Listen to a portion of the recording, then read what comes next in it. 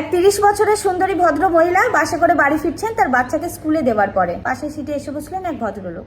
প্রায় দিন সেই মহিলাকে দেখেন একই সময়, তাই আজ জিজ্ঞাসা করেই ফেললেন, ম্যাডাম আপনি কোন অফিসে কাজ করেন? আপনি ওয়ার্কিং নাকি হাউস ওয়াইফ? ম্যাডাম বললেন, হ্যাঁ অবশ্যই আমি ওয়ার্কিং, 24/7 কাজ করি। ভদ্রলোক উৎসাহের সাথে জিজ্ঞাসা করলেন, সেটা আবার কোন অফিস?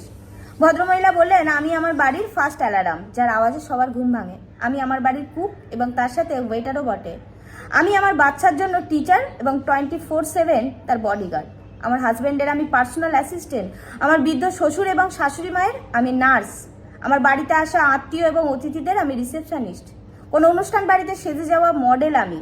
আমি আমার হাজব্যান্ডের পুরো জীবনের সিনেমার হিরোইন। আমি 24/7 কাজ করি। মাসের শেষে কোনো স্যালারি নিই না। তার সাথে আমার বছরের শেষে কোনো স্যালারি ইনক্রিমেন্টও হয় না। আমার কোনো হলিডে থাকে না। তারপরেও আমার বসের কাছে শুনতে হয় সারাদিন করিটাই বাকি। যদি কিঞ্চিত আপনার মধ্যে একটুখানিও লজ্জাবোধ থাকে, এই প্রশ্নটা আর কাউকে করবেন না, ওয়ার্কিং নাকি হাউস ওয়াইফ। কেন বাড়িতে যে স্ত্রীরা থাকে তাদেরকে কাজ করতে হয় না? তাহলে তারা কেন ওয়ার্কিং নয়? যারা বাড়ির সাথে বাইরের কাজও করে তারা তো মানুষ নয়, তারা দেবতা তুল্য, তাদের তো পুজো করা উচিত। কিন্তু যারা বাড়িতেও থাকে তারাও কাজ করে। বাইরের কাজের থেকে বাড়ির কাজটা আরো অনেক বেশি কঠিন, কারণ সেখানে একটা নয় অনেকগুলো ডিউটি থাকে। তাই ওয়ার্কিং ওমেন এবং হাউস ওয়াইফ এই দুটোকে আলাদা করবেন না। দয়া করে হাউস ওয়াইফদেরকেও ওয়ার্কিং বলবেন।